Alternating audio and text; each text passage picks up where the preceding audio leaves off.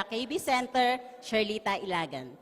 So for today po, so hindi po pang ma'am ang aking maririnig po sa akin, di ba? Usually naririnig niyo sa akin puro pambahay dahil full-time ma'am atomian po ako. Pero this time, I will testify po with the beauty products.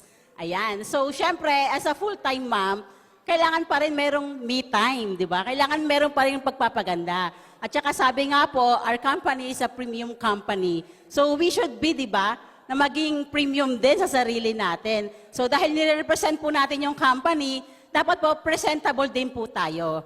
And if you will agree with me, dapat po meron po tayong healthy and beautiful skin. Di ba? So kailangan po natin yon. And nagbibigay po talaga ng confidence po sa atin.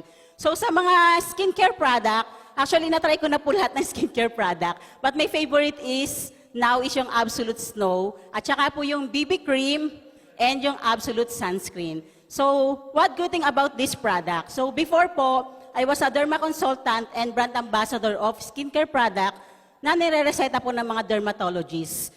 So, talagang alam ko po yung quality.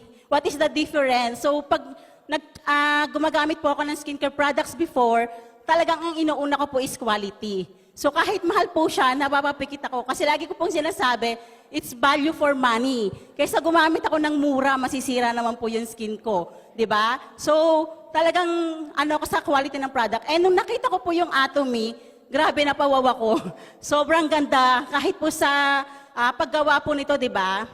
Ang dami po niyang mga advantage technology na ginagamit. And nagustuhan ko po sa BB Cream at saka sunscreen. So this products is non-comedogenic. So matuto po tayong tumingin ng mga dun sa product na ginagamit natin. Wag lang po tayo basta nagamit ang gamit. So what is non-comedogenic? So ito po, yung skin natin hindi po siya nagkaklag. So before po, hindi ako makaalis ng bahay na hindi ako lagi nagpa-foundation, nagpa-face powder.